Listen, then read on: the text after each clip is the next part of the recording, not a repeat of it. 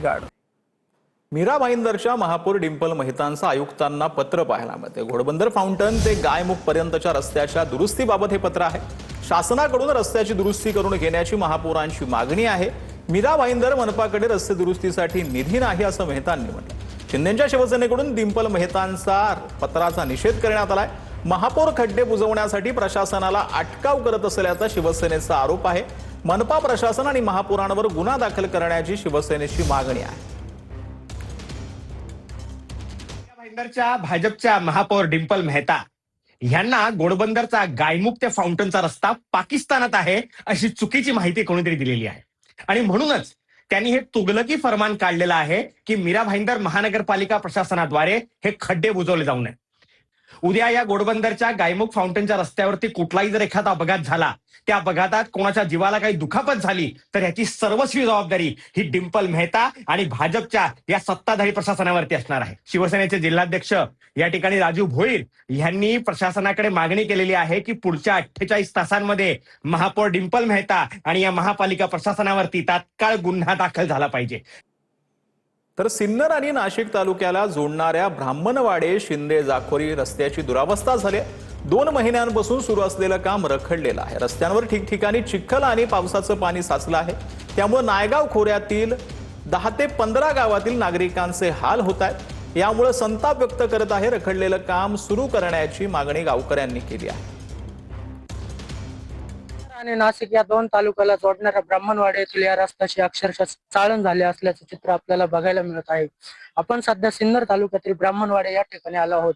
या ठिकाणाहून हजारो प्रवासी जे आहेत ते नाशिक सिन्नर असा प्रवास करत असतात। आपल्यासोबत येथील काही नागरिक आपण त्यांच्याकडनं जाणून घेऊ। चांगल्या दर्जाचे रस्त्यांची कामे करावी आणि या शेतकऱ्यांना आणि सर्व नागरिकांना होणारा जो रस्त्यांच्या खड्डेमुक्त रस्त्यामुळे जो काही त्रास होणार नाही, तर तुम्ही खड्डेमुक्त रस्ता आम्हाला द्या। आता खड्डेयुक्त रस्ता आहे आणि या रस्त्यामुळे खूप मनस्ताप सगळ्यांना सहन करावा लागतो। आपण या ठिकाणी बघू शकतो की तातडीने रस्ता दुरुस्त करून द्यावा अशी मागणी जी आहे ती येथील नागरिकांच्या वतीने करण्यात येत आहे। योगेश माळणकर, TVN मराठी, सिन्नर, नाशिक। तर नाशिक मुंबई महामार्गावर सिन्नर फाटा उड्डाण पुलावर अपघात झालाय। महामार्गावरील खड्ड्यात आदळून दुचाकीस्वाराचा अपघात झालेला आहे। अपघातात दुचाकीस्वार गंभीर जखमी झालेला आहे। खड्ड्यात आदळल्यानंतर दुचाकीस्वार फेकला गेला।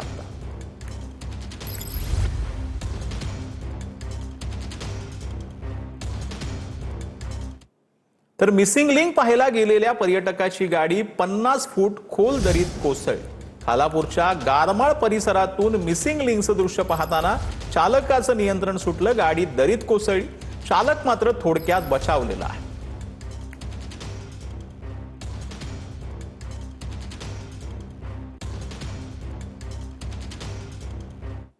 तर माळशेज घाटातील करंजाळे या रस्ता खचल्यानं घाटमार्ग बंद करण्यात आलेला आहे। त्यामुळे पर्यटकांनी स्थानिक नागरिकांना खिरेश्वर, पिंपळगाव, जोगा धरणाच्या बॅकवॉटर लगतच्या पर्यायी मार्गाने प्रवास करावा लागतो। मात्र या रस्त्याची अवस्था अत्यंत दयनीय असून ठिकठिकाणी मोठमोठे खड्डे पडलेले आहेत।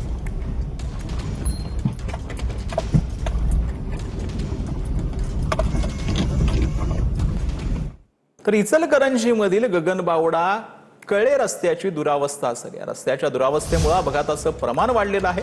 या विरोधात आज तिसंगी गावकऱ्यांनी खड्ड्यामध्ये बसून जोरदार आंदोलन केलंय। गावकऱ्यांनी संबंधित अधिकाऱ्याला भर पावसात साचलेल्या खड्ड्यामध्ये उभं करून जाब विचारला। तब्बल 2 तास रस्ता रोखण्यात आला।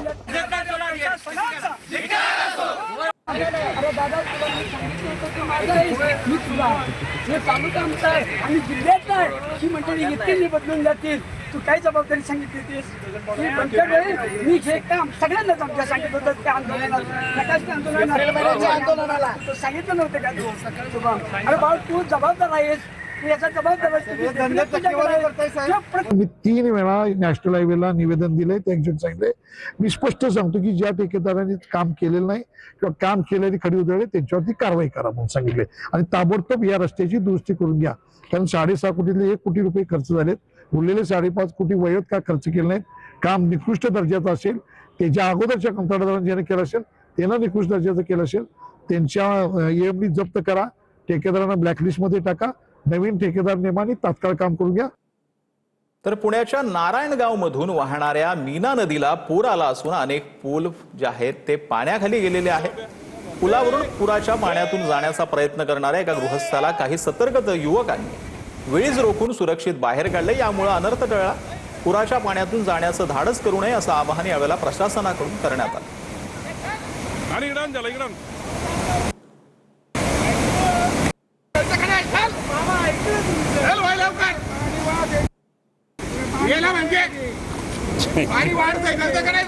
कुठं चालला बोंबलत? कुठं जायचं तुला?